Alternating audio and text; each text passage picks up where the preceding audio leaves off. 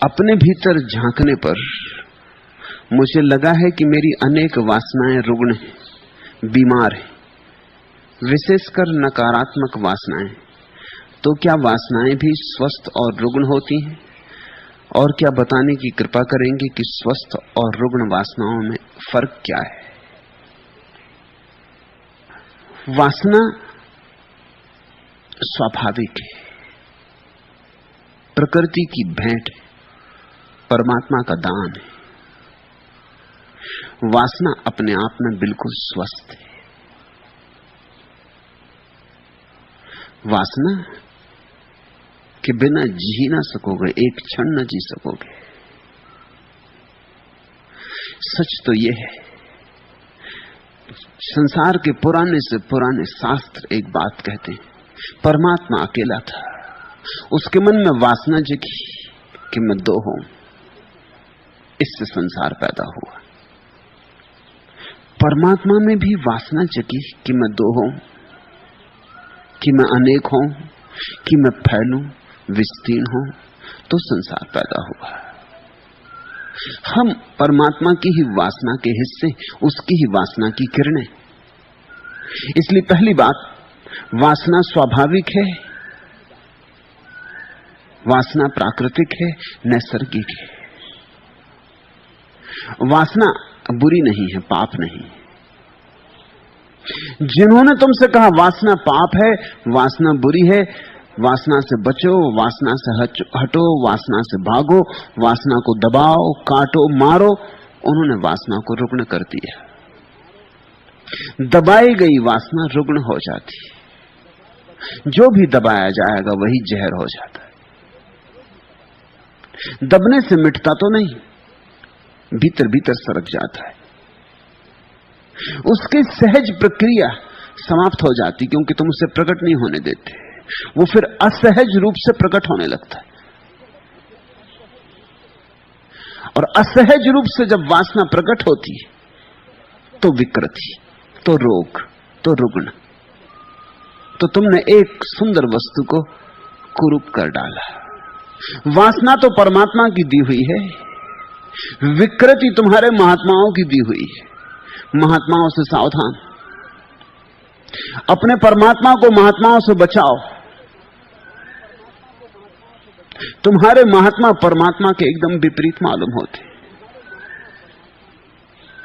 और तुम्हें यह समझ में आ जाए कि तुम्हारे महात्मा परमात्मा के विपरीत हैं, तुम्हें यह दिखाई पड़ जाए कि जो परमात्मा ने दिया है स्वाभाविक सरल, जो जीवन का आधार है, उसे नष्ट करने में लगे, तो तुम्हारे जीवन से रुग्णता समाप्त हो जाएगी, वासना का रोग विलीन हो जाएगा, विकृति विदा हो जाएगी। समझो, काम वासना है, स्वाभाविक है, तुमने पैदा नहीं की है, जन्म के साथ मिली है, जीवन का अंग है, अनिवार्य अंग है। तुम्हारे माँ और पिता को काम वासना न होती तो तुम न होते। इसलिए शास्त्र ठीक ही कहते हैं कि परमात्मा में वासना उठी होगी तभी संसार हुआ। तुम्हारे माँ और पिता में वासना न उठती तो तुम न होते, तुम में वासना उठेगी तो तुम्हारे बच्चे होंगे। ये जो जीवन की श्रृंखला चल रही है, जो जीवन का सातत्य है, ये जो जीवन की सरिता बह रही है, इसके भीतर जल वासना का है। वासना बुरी नहीं हो सकती, क्योंकि जीवन बुरा नहीं, जीवन प्यारा है, अति सुंदर है। लेकिन वासना को दबाने में लग जाओ और विकृति शुरू हो जाती है। वासना के ऊपर चढ़ के बैठ जाओ, उसकी छाती पे बैठ जाओ, उसको प्रकट न होने दो, उसको दबाओ, काटो, छांटो, कि बस फिर विकृति शुरू होती, फिर अड़चन शुरू होती, फिर वासना ऐसे ढंग से प्रकट होने लगती है जो कि स्वाभाविक नहीं। जैसे एक सुंदर स्त्री को देखकर तुम्हारे मन में अहोभाव का पैदा होना जरा भी अशोभन नहीं है। सुंदर फूल को देख के तुम्हारे मन में अगर ये भाव उठता है सुंदर है, तो कोई पाप तो नहीं। चांद को देखकर सुंदर है तो पाप तो नहीं। तो मनुष्य के साथ ही भेद क्यों करते हो? सुंदर स्त्री सुंदर पुरुष को देखकर सौंदर्य का बोध होगा, होना चाहिए। अगर तुम में जरा भी बुद्धिमत्ता है तो होगा, अगर बिल्कुल जड़ बुद्धि हो तो नहीं होगा। इसलिए सौंदर्य के बोध में तो कुछ बुराई नहीं है, लेकिन तत्क्षण तुम्हारे भीतर घबराहट पैदा होती कि पाप हो रहा है। मैंने इस स्त्री को सुंदर माना, ये पाप हो गया कि मैंने कोई अपराध कर लिया। अब तुम इस भाव को दबाते हो, तुम इस स्त्री की तरफ देखना चाहते हो और नहीं देखते। अब विकृति पैदा हो रही। अब तुम और बहाने से देखते हो, किसी और चीज को देखने के बहाने से देखते हो। तुम किसको धोखा दे रहे हो? या तुम भीड़ में उस स्त्री को धक्का मार देते हो, ये विकृति है। या तुम बाजार से गंदी पत्रिकाएं खरीद लाते हो, उनमें नग्न स्त्रियों के चित्र देखते हो, ये विकृति है। और ये विकृति बहुत भिन्न नहीं है जो तुम्हारे ऋषि मुनियों को होती रही। तुमने कथाएं पढ़ी है ना कि ऋषि ने बहुत साधना की और साधना के अंत में अप्सराएं आ गई आकाश से, उर्वशी आ गई और उसके चारों तरफ नाचने लगी। पोर्नोग्राफी नई नहीं है, ऋषि मुनियों को उसका अनुभव होता रहा है। वो सब तरह के अश्लील भाव भंगिमाएं करने लगी ऋषि मुनियों के पास। अब किस अप्सरा को पड़ी है ऋषि मुनि के पीछे पड़ने की? ऋषि मुनियों के पास, विचारों के पास है भी क्या कि अप्सराएं उनको जंगल में तलाशती जाएं और नग्न होकर उनके आसपास नाचें। सच तो यह है कि ऋषि मुनि अगर अप्सराओं के घर भी दरवाजे पे जाके खड़े रहते तो क्यों में उनको जगह न मिलती। वहां पहले से लोग राजा महाराजा वहां खड़े होते। ऋषि मुनियों को कौन घुसने देता? मगर कहानियां कहती हैं कि ऋषि मुनि अपने जंगल में बैठे, आंख बंद किए, शरीर को जला के गला के, भूखे प्यासे व्रत उपवास किए हुए, और अप्सराएं उनकी तलाश में आती। ये अप्सराएं मानसिक है, ये उनकी मन की दबी हुई वासनाएं, ये कहीं है नहीं, ये बाहर नहीं, ये प्रक्षेपण, ये स्वप्न है। उन्होंने इतनी बुरी तरह से वासना को दबाया है कि वासना दबते दबते इतनी प्रगाढ़ हो गई है कि वो खुली आंख सपने देखने लगे, और कुछ नहीं, हेलुसिनेशन है, संभ्रम है। मनोवैज्ञानिक कहते हैं किसी आदमी को ज्यादा दिन तक भूखा रखा जाए तो उसे भोजन दिखाई पड़ने लगता है, और किसी आदमी को वासना से बहुत दिन तक दूर रखा जाए तो उसकी वासना का जो भी विषय हो वो दिखाई पड़ने लगता है, भ्रम पैदा होने लगता है। बाहर तो नहीं है, वो भीतर से ही बाहर प्रक्षेपित कर लेता है। ये ऋषि मुनियों के भीतर से आई हुई घटनाएं हैं, बाहर से इनका कोई संबंध नहीं है। कोई इंद्र नहीं भेज रहा है, कहीं कोई इंद्र नहीं है और न कहीं कोई उर्वशी है।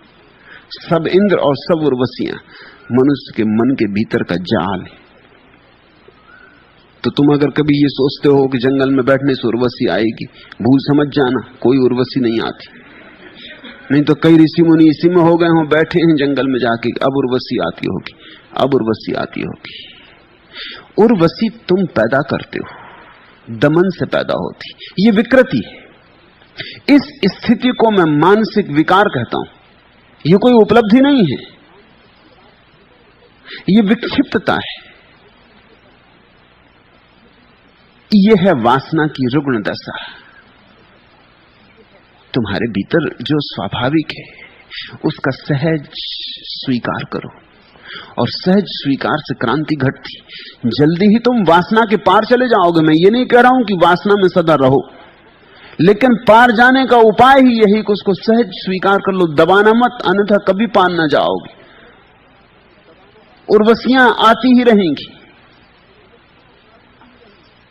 तुमने देखा कि चूंकि पुरुषों ने ही ये शास्त्र लिखे इसलिए उर्वशियां आती। स्त्रियां अगर शास्त्र लिखती और स्त्रियां अगर साधनाएं करती जंगलों में पहाड़ों में, तुम क्या समझते हो उर्वशी आती? स्वयं इंद्र आते। तब उनकी कहानियों में उर्वशी इंद्र को भेजती, क्योंकि उर्वशी से काम नहीं चल सकता था। जो तुम्हारी वासना का विषय है वही आएगा। उन्होंने अप्सरा नहीं देखी होती, उन्होंने देखे होते चलो हिंद केसरी चले आ रहे कि विश्व विजेता मोहम्मद अली चले आ रहे। स्त्रियां देखती उस तरह के सपने कि कोई अभिनेता चला आ रहा है। कल्पना तुम्हारी। मनुष्य वासना के पार निश्चित जा सकता है, जाता है, जाना चाहिए, मगर वासना से लड़के कोई वासना के पार नहीं जाता। जिससे तुम लड़ोगे उसी में उलझे रह जाओगे। दुश्मनी सोच समझ के लेना, क्योंकि जिससे तुम दुश्मनी लोगे उसी जैसे हो जाओगे। ये राज की बात समझो। मित्रता तो तुम किसी से भी करो तो चल जाएगी, मगर दुश्मनी बहुत सोच समझ के लेना, क्योंकि दुश्मन से हमें लड़ना पड़ता है, और जिससे हमें लड़ना पड़ता है हमें उसी की तकनीक, उसी के उपाय करने पड़ते। हिटलर से लड़ते वक्त चर्चिल को हिटलर जैसा ही हो जाना पड़ा, इसके सिवाय कोई उपाय न था। जो गधड़ी हिटलर कर रहा था वही चर्चिल को करनी पड़ी। हिटलर तो हार गया, लेकिन हिटलरवाद नहीं हारा, हिटलरवाद जारी है। जो हिटलर से लड़े वही हिटलर जैसे हो गए, जीत गए, मगर जब तक जीते तब तक हिटलर उनकी छाती पे सवार हो गए। जिससे तुम लड़ते हो स्वभावतः उसके जैसा ही तुम्हें हो जाना पड़ेगा। लड़ना है तो उसके रीति रिवाज पहचानने होंगे, उसके ढंग ढोल पहचानने होंगे, उसकी कुंजियां पकड़नी होंगी, उसके दांव पैंच सीखने होंगे। उसी में तो तुम उस जैसे हो जाओगे। दुश्मन बड़ा सोच के चुनना। वासना को अगर दुश्मन बनाया तो तुम धीरे धीरे वासना के दलदल में ही पड़ जाओगे, उसी में सड़ जाओगे। वासना दुश्मन नहीं है, वासना प्रभु का दान है। इससे शुरू करो, इसे स्वीकार करो, इसको अहोभाव से, आनंद भाव से अंगीकार करो, और इसको कितना सुंदर बना सकते हो बनाओ। इससे लड़ो मत, इसको सजाओ, इसे श्रृंगार दो, इसे सुंदर बनाओ, इसको और संवेदनशील बनाओ।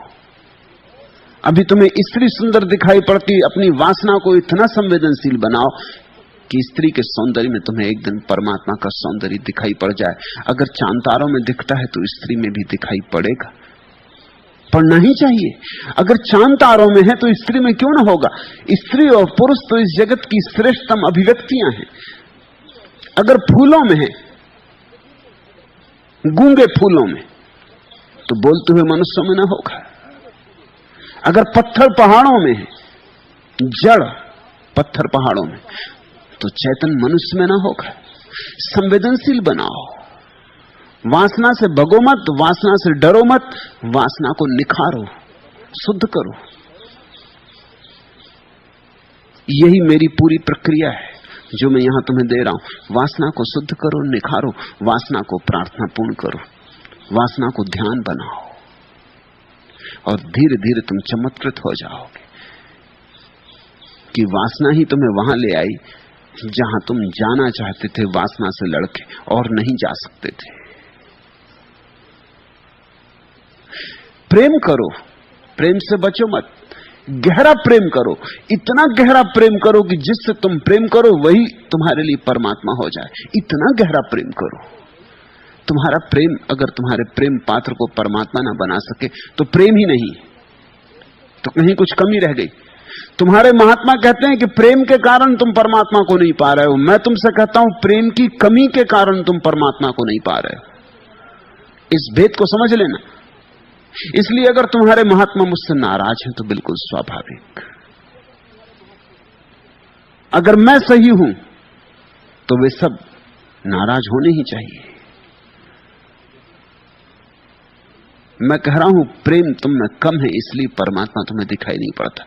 तुम्हारी वासना बड़ी अधूरी है, अपंग है। तुम्हारी वासना को पंख नहीं है, पंख दो। तुम्हारी वासना को उड़ना सिखाओ। तुम्हारी वासना जमीन पर सरक रही, मैं कहता हूं वासना को आकाश में उड़ना सिखाओ। परमात्मा अगर वासना के द्वारा संसार में उतरा है तो तुम वासना की ही सीढ़ी पर चढ़ के परमात्मा तक पहुंचोगे, क्योंकि जिस सीढ़ी से उतरा जाता है उसी से चढ़ा जाता है। फिर तुम्हें दोहरा के कह दूं, पुराने शास्त्र कहते हैं परमात्मा में वासना जगी कि मैं अनेक हूं। अकेला अकेला थक गया होगा, तुम भीड़ से थक गए हो, वो अकेला अकेला थक गया था, वो उतरा जगत में, तुम भीड़ से थक गए हो। अब तुम वापस एकांत पाना चाहते हो, मोक्ष पाना चाहते हो, कैवल्य पाना चाहते हो, ध्यान समाधि पाना चाहते हो। चढ़ो उसी सीढ़ी से जिससे परमात्मा उतरा। इसलिए मैं कहता हूं कि संभोग और समाधि एक ही सीढ़ी के दो हिस्से, दिशा का भेद है और कोई भेद नहीं। परमात्मा उतरा है समाधि से संभोग की तरफ, तो संसार बना है, नहीं तो संसार नहीं बन सकता था। तुम चलो संभोग से समाधि की तरफ तो तुम संसार से मुक्त हो जाओगे। उसी सीढ़ी से चलना होगा और कोई सीढ़ी नहीं। तुम जिस रास्ते से चल के मुझ तक आए हो, घर जाते वक्त उसी रास्ते से लौटोगे ना। तुम ये तो नहीं कहोगे कि इस रास्ते से तो हम अपने घर से दूर गए थे, इसी रास्ते पर हम कैसे आज। तुम जानते हो कि तर्क भी तुम्हें घर वापस ले जाएगा, सिर्फ दिशा बदल जाएगी, चेहरा बदल जाएगा। अभी यहां आते तरफ पीठ थी, जाते वक्त घर की तरफ मुंह हो जाएगा। बस इतना सा रूपांतरण, विरोध नहीं, वैमनस्य नहीं, दमन नहीं, जबरदस्ती नहीं, हिंसा नहीं। तुमने पूछा है कि अपने भीतर कभी झांकने पर मुझे लगा है कि मेरी अनेक वासनाएं रुग्ण हैं। देखना, उनका विश्लेषण करना। जो जो वासनाएं रुग्ण हो समझ लेना, खोज करोगे अनुभव में भी आ जाएगा। वे ही वासनाएं हैं जिन जिन को तुमने दबाया है, या जिन जिन को तुम्हें सिखाया गया दबाओ, वे रुग्ण हो गई। उन्हें अभिव्यक्ति का मौका नहीं मिला। ऊर्जा भीतर पड़ी पड़ी सड़ गई है। ऊर्जा को बहने दो। झरने रुक जाते तो सड़ जाते, नदी ठहर जाती तो गंदी हो जाती। स्वच्छता के लिए नीर बहता रहना चाहिए। बहते नीर बनो, पानी बहता रहे, बहाव को अवरुद्ध मत करो, नहीं तो तुम बीमार वासनाओं से घिर जाओगे। और बीमार वासनाएं हो तो आत्मा स्वस्थ नहीं हो सकती। वे बीमार वासनाएं आत्मा के गले में पत्थर की चट्टानों की तरह लटकी रहेंगी। आत्मा उठ नहीं सकती आकाश में। वे बीमार वासनाएं घाव की तरह होंगी, उनसे मवाद रिश्ती रहेगी। पूछा तुमने तो क्या वासनाएं भी स्वस्थ और रुग्ण होती हैं? निश्चित ही। स्वीकृत वासना, अहोभाव से अंगीकृत वासना स्वस्थ होती, अस्वीकृत वासना, इंकार की गई वासना अस्वस्थ हो जाती। और जिसे तुम इंकार करते हो वो बदला मांगती, वो प्रतिरोध करती और प्रतिशोध चाहती। जितना तुम दबाते हो उतनी वो धक्के मारती कि मैं प्रकट होकर रहूंगी। इसलिए अक्सर ऐसा हो जाता है कि तुम्हारे तथाकथित साधु सन्यासी सिवाय रुग्ण वासनाओं की गठरी के और कुछ नहीं रह जाते। अगर उनके मन की तुम जांच पड़ताल करो तो बड़े चकित हो जाओ, वहां सिर्फ रुग्ण वासनाएं। अगर तुम उनके सपनों में झांको तो बहुत भयभीत हो जाओ। उससे बेहतर सपने तुम देखते हो। इस बात का तुम्हें शायद पता न हो कि साधारण जन गंदे सपने नहीं देखते या बहुत कम देखते, लेकिन जिनको तुम साधु पुरुष कहते हो उनके सब सपने गंदे होते होंगे ही, क्योंकि दिन भर जिसको दबाया है वो रात बदला लेता। इसलिए तो साधु सन्यासी सोने से डरने लगते, नींद कम करने लगते। 5 घंटे सो, 4 घंटे सो, 3 घंटे। जो साधु जितना कम सोता है लोग कहते हैं हाँ ये साधु 2 ही घंटे सोता है, मगर ये नींद से डरता क्यों है? इतनी घबराहट क्या है? नींद जैसी सुखद प्रक्रिया, नींद जैसी शांत प्रक्रिया। पतंजलि ने तो कहा समाधि और सुसुप्ति एक जैसे। गहरी नींद समाधि जैसी ही है, जरा सा फर्क है।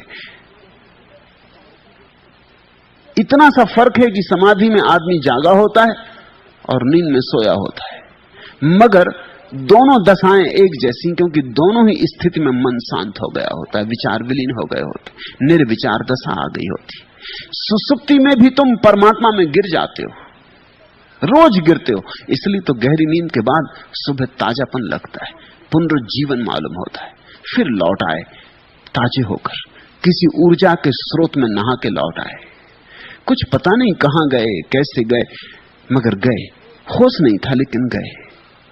सुसुप्ति है सोए सोए परमात्मा में प्रवेश, और समाधि है जागे जागे परमात्मा में प्रवेश। प्रवेश तो एक ही है, द्वार एक ही है, सिर्फ इतना ही फर्क है, एक में नींद है, एक में जागरण है। लेकिन तुम्हारे साधु सन्यासी बड़े घबराते नींद से, बड़े उपाय करते रहते कि किस तरह न सोएं। उनका भय क्या है? उनका भय विचारों का है, यही है, वो दया योग है। जो सो भी नहीं सकते शांति से, उन पर दया न करो तो और क्या करो। उनकी कठिनाई यही है कि दिन भर जो जो दबाया है, समझो कि दिन भर उपवास किया, तो वो रात डरते कि जब वो सोएंगे तब राजमहल में निमंत्रण मिलने ही वाला है, वो बच नहीं सकेंगे, राजा भोज देने ही वाला है सपने में, और वहां सभी तरह के मिष्ठान होंगे और सब तरह के भोजन होंगे। दिन भर सोचा वही है, लड़े उसी से। तुम भी उपवास करके देखो, जिस दिन उपवास करते हो उस दिन भर भोजन करना पड़ता है, बार बार भोजन की याद आती। राह से गुजरते हो उस दिन फिर जूते की दुकानें नहीं दिखती बाजार में, कपड़े की दुकानें नहीं दिखती उस दिन बाजार में, उस दिन रेस्तरां और होटल बस यही दिखाई पड़ते। सब तरफ से भोजन की गंध तैरती आती, ये पकोड़े चले आ रहे, ये भजिए चले आ रहे, सारा जगत भोजन बन जाता है। जिसे देखते हो वही याद दिलाता है, भोजन की याद दिलाता है। रोज इसी रास्ते से निकलते थे, मगर तब ये नहीं हुआ था। रोज भोजन किए निकले थे, कुछ दबाया नहीं गया था, कोई रुग्ण नहीं था। अगर दिन भर तुम लड़े हो कि कहीं स्त्री का प्रभाव न पड़ जाए, और साधु किस तरह से लड़ते हैं जिसका हिसाब नहीं, स्त्री दिखाई ना पड़ जाए तो आंख झुका के चलो, जहां स्त्री बैठी हो उस जगह पे मत बैठ जाना।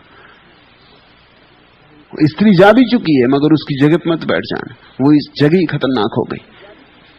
तो साधु अपना आसन लेके साथ चलते हैं कि कहीं कोई किसी के आसन पर बैठना पड़े, पता नहीं कोई स्त्री पहले बैठी रही हो, फिर कहीं रोग लग जाए। अपना आसन साथ रखते, अपनी पिच्छी साथ रखते हैं, जहां बैठते वहां पहले सफाई कर ली, फिर बैठ गए देख के कि अब कोई खतरा नहीं।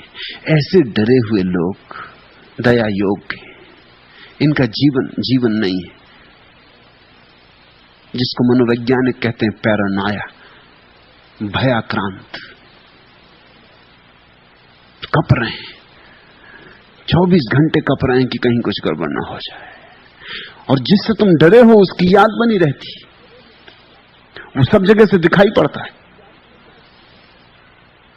कोई हिप्पी चला जा रहा है, लंबे बाल, तुम्हारे मुनि महाराज को स्त्री दिखाई पड़ेगी, पुरुष नहीं दिखाई पड़ सकता। ऐसा मैं अनुभव से कह रहा हूं। मैं एक साधु के साथ बैठा था गंगा के किनारे, बचपन के मेरे मित्र। फिर मैं असाधु हो गया, वो साधु हो गए, दोनों बैठे बात कर रहे थे। उनकी आंखें बार बार तट पर कोई स्नान करने आया उस तरफ जाने लगी। मैंने भी देखा कौन है, देखा कि स्त्री स्नान कर रही। मैंने उनसे कहा कि ये बात आगे नहीं चल सकेगी, तुम्हारा ध्यान बार बार स्त्री की तरफ जा रहा, तुम जाकर उसे देख ही आओ। पीठ थी हमारी तरफ, वो गए, वहां से सिर ठोंकते लौटे कि स्त्री है ही नहीं, वो सिर्फ बाल लंबे, कोई पुरुष है मगर पीछे से लंबे बाल। वासना दबाई हो जिसने, उसके लिए बड़ी कठिनाइयां हैं। उसे कोई छोटी मोटी चीज भी प्रतीक बन सकती, फ्रायड ने इस संबंध में बड़ी खोज की। जिन लोगों ने अपनी वासना को दबा लिया है, उन्हें स्त्रियां तो दूर, स्त्री की साड़ी लटकी हो उसमें भी रस होता है।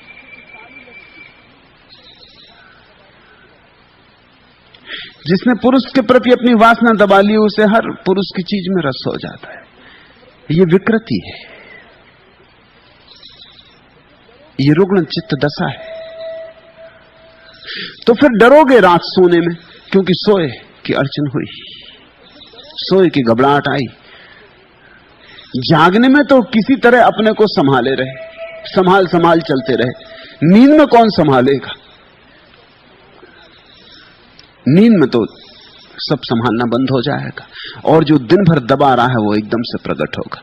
इसलिए तो मनस्विद कहते हैं कि तुम्हें जानने के लिए तुम्हारे सपनों का विश्लेषण करना पड़ता है। तुम इतने झूठे हो कि तुम्हारे जागरण का तो कोई भरोसा ही नहीं। तुम्हारा जागरण तो बिल्कुल प्रपंच है। तुम मनोवैज्ञानिक के पास जाओ तो वो कहता अपने सपने लाओ, रोज रोज तुमसे कहता अपने सपने लाओ, सपने लिखवाओ, सपने बताओ, सपने की डायरी बनाओ। तुम सोचते भी हो भाई तुम्हें जो पूछना मुझसे पूछ लो, सपने को क्या देखना। मनोवैज्ञानिक कहता सपने से पता चलेगा कि तुम असलियत में क्या हो। जागने में तो तुम धोखा दे सकते हो, और तुम इतने कुशल हो गए हो धोखा देने में कि दूसरे को नहीं दे सकते, अपने को भी दे सकते हो।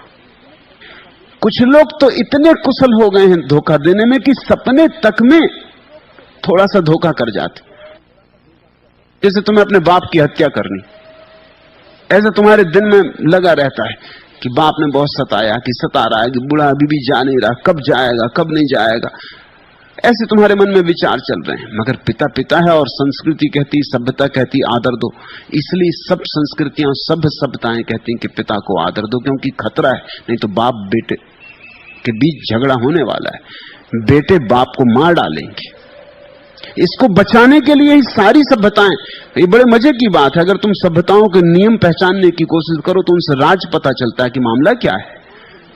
इतनी दुनिया की सभ्यताएं हैं, अलग अलग ढंग, अलग अलग व्यवस्था, भोजन अलग, कपड़े अलग, मगर एक बात में सब राजी हैं कि बेटा बाप का सम्मान करे। अनुभव है सभी को कि अगर सम्मान ठोक ठोक के बिठाया नहीं गया तो एक न एक दिन अपमान होने वाला बेटे के द्वारा बाप का, इसलिए उसको बिठाई देना ठोक ठोक के। फिर वो इतना गहरा बैठ जाता है संस्कार। मनोवैज्ञानिक कहते हैं सपने में भी तुम अपने बाप की हत्या नहीं करते, अपने चाचा की कर देते, क्योंकि वो पिता जैसे मालूम होते। अब चाचा का कोई हाथ ही नहीं, चाचा की कोई हत्या करने नहीं चाहता, तुम ख्याल रखना। चाचा से तो दोस्ती होती,